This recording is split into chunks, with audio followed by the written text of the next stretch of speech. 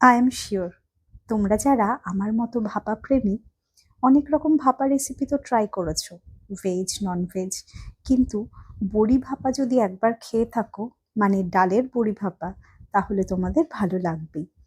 এই রেসিপিটা মা বানাতো। আমার মনে আছে, টিফিন বক্সের ঢাকনা খুললেই ম ম করে উঠতো সারা ঘর। আজ এই মায়ের বড়ি ভাপার রেসিপিটা তোমাদের সাথে শেয়ার করছি। টিফিন বক্স খুলেই যা সুন্দর গন্ধ বেরিয়েছে, না টেস্ট করে থাকতে পারলাম না। এক কথায় অপূর্ব। নিরামিষ রান্নাবান্না দিনে ভাবতে থাকি কি রান্না করব। ভাবতে ভাবতেই ডালের বড়ি ভাপার কথা মনে পড়ে গেল। তবে আর দেরি কি, চলো রান্নাঘরে। খুব সামান্য উপকরণ দিয়েই রান্নাটা করা যায়।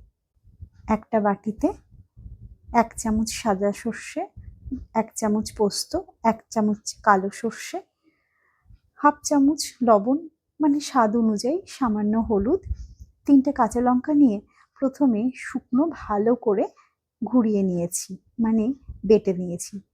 জল দিয়ে তারপরে স্মুথ একটা ব্যাটার তৈরি করে নিয়েছি। মানে বাটাটা ভীষণ মিহিন হতে হবে, তাহলে টেস্টটা বেশ ভালো হবে এবং গন্ধটাও খুব ভালো হবে। এবার কড়াই গরম হয়ে এলে 3-4 চামচ সর্ষের তেল দিয়ে 50 গ্রাম মতো বড়ি ভেজে তুলে নিয়েছি। বড়ি ভাজতে বেশি সময় লাগে না। মিডিয়াম ফ্লেমে বড়ি না ভাজলে পুড়ে যেতে পারে, সেটা খেয়াল রাখতে হবে। লাল লাল করে বড়ি ভেজে আমি তুলে নিয়েছি। এবার একটা টিফিন বক্স নিয়ে প্রথমে বড়ি ভাজা সর্ষের তেল দিয়েছি। দেখো, টিফিন বক্সের ঢালা তেল দেখতে অনেকটা ভারতের ম্যাপের মতো লাগছে না? না না, মজা করলাম। এরপর দেব সর্ষে পোস্ত বাটাটা।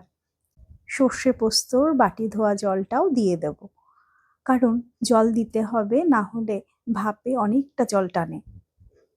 এবার ভাজা বড়িগুলো দিয়ে সর্ষে পোস্ত বাটায় ভালো করে মিশিয়ে নেব।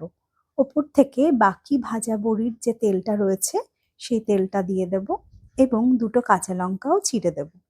টিফিন বক্স বন্ধ করে নেব। ধরে নাও তুমি অর্ধেক কাজ করে ফেলেছ। এবার একটা চওড়া মুখের প্রেসার কুকার নিয়ে তাতে 2 বাটি জল ঢেলে দিয়েছি, আর তার মাঝে রাখবো একটা স্ট্যান্ড। স্ট্যান্ডটাতে এবার টিফিন বক্সটা বসিয়ে দেব। কুকারের মুখ বন্ধ করে লো ফ্লেমে একটা হুইসেল বাজা পর্যন্ত সময় নেব।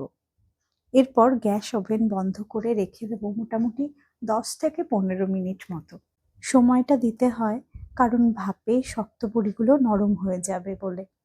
আর সর্ষে বাটা, পোস্ত বাটা, সর্ষের তেলের যে ফ্লেভার সেটা ডালের বড়ির সাথে মিশবে। ঘরে এইসব উপকরণ বাড়িতে তো আছে, তাই না?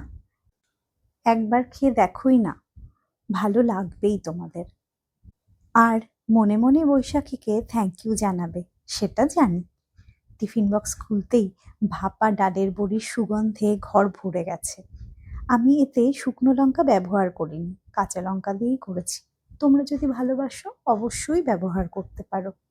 রান্নাটা যদি নিজের রান্নাঘরে হয়, আমাকে কমেন্টে জানাতে ভুলবে না। ঠিক আছে, আজ তবে আসলাম। আবার দেখা হবে অন্য কোনো ভিডিওতে। নমস্কার।